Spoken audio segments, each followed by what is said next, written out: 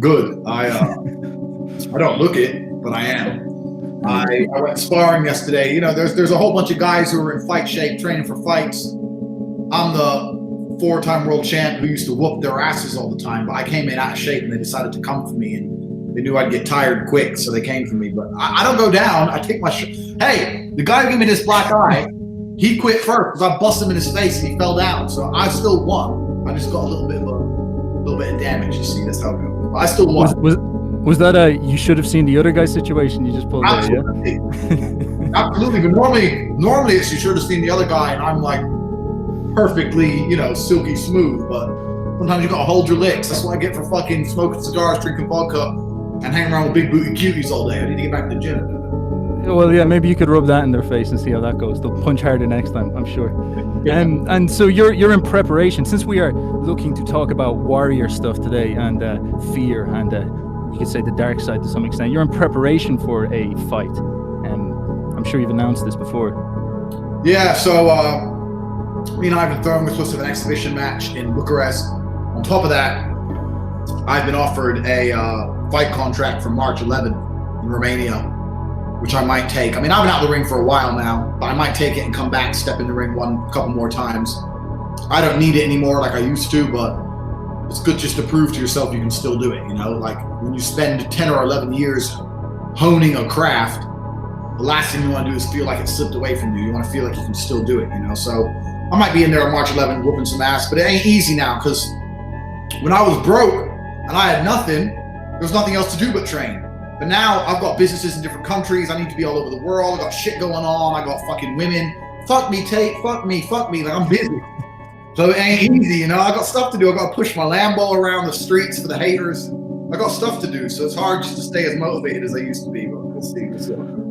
I have noticed that with high-level chaps. For example, I'm from Dublin, and that is Conor McGregor's hometown. Yeah. And he, of course, when he had the hunger, he was a monster. He was killing them all. Yeah. But I noticed recently when he stepped in that cage with Khabib, he was selling a lot of that fucking whiskey, and he seemed a little bit like he underestimated the man across from him, who literally had nothing, only God, to carry him forward. So. I mean, we're all human, and of course, and you're a very rare individual if money doesn't change you. Or here's my particular case. In my case, the problem is this: it's not that money's changed me; it's that I don't make my money with fighting. If you give me $1 million to fight, I'll be motivated. But in kickboxing, I won't get that much. For my comeback fight, I'll get maybe 30 grand, which is good money, but I make that every 2 weeks doing other shit. So it's like money isn't motivating me. So I'm actually taking my eye off of the money to go back to fight.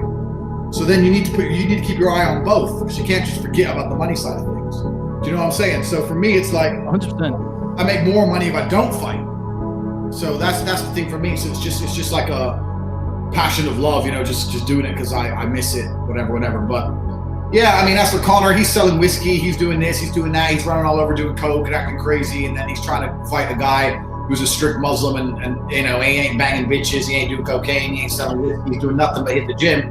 I mean, I knew he was going to take a whooping. For me, there was no surprise. I was like, this guy, I knew it. I knew it, and I think deep down Conor knew it. So I suffer from that thing where just Conor talks, and I'm just like, he's telling the truth. He's gonna win. So he's smashed the game. He's done really well. He's smashed the game, and he's good, but he's overpaid. I mean, he isn't getting paid what he's getting paid because how good a fighter he is. He's getting paid because he fucking has a big mouth. And this is the nature of this. But you can translate this into the world. I say this to people all the time. Don't be walking around through life being humble.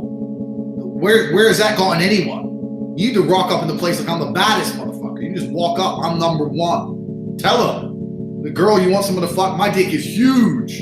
Let her find out the hard way. At least you get what you want. She can be like afterwards, well, that wasn't that big. You're like, well, who cares? Still bang you. I've noticed with Conor, I believe the reason why people admire him so much is he does display something that will deviate us quite nicely into our first topic, which is the idea of fear. I've noticed that Conor seems to have an amazing mindset of making you either feel that he feels no fear, or in essence, he has really good management of fear. And that is something that I learned from when I started learning fighting as well. Like those first couple of spars, you'd be vibrating in fear just going up to them. And it's like the idea of having 400, like 1 million people around the world watching you get choked out. Like the ability to control that level of nervous energy and then channel it into a performance, I think is such a high level skill that people try their best to cultivate, but often do not achieve. And that would be something I'd love to ask you about. Like, what do you do with dealing with fear when it comes to fighting, especially when you're younger and coming up? Well, this is the thing.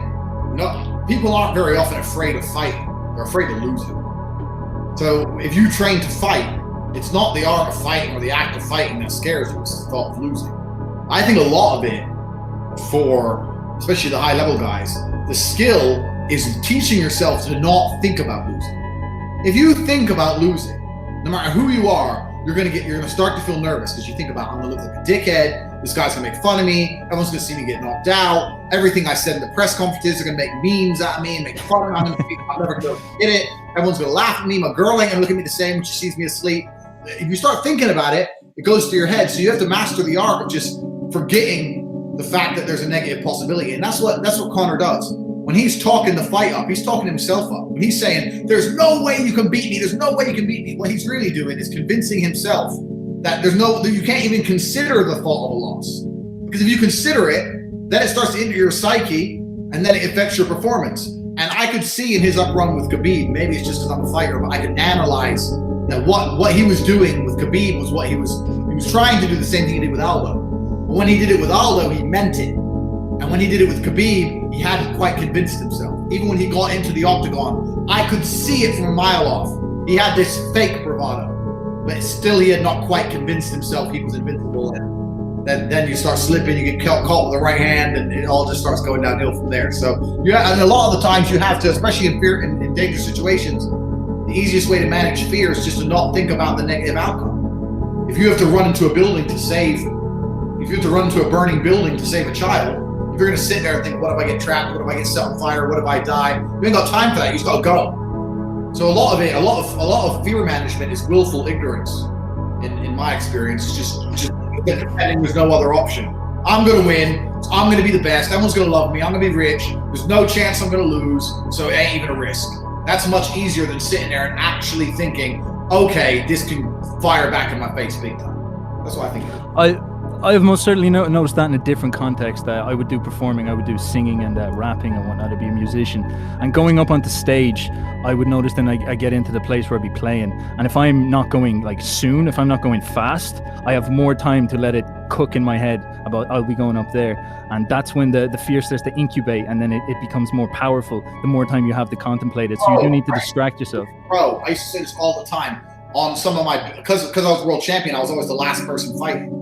No. When I got to China, I said I wanted to fight first on my contract, and they said yes. It is so much better to walk into the arena, get changed, warm up, and fight than walk into the arena and sit there for 4 or 5 hours, listening to other people get knocked out, seeing people come back from stage, waiting for your turn.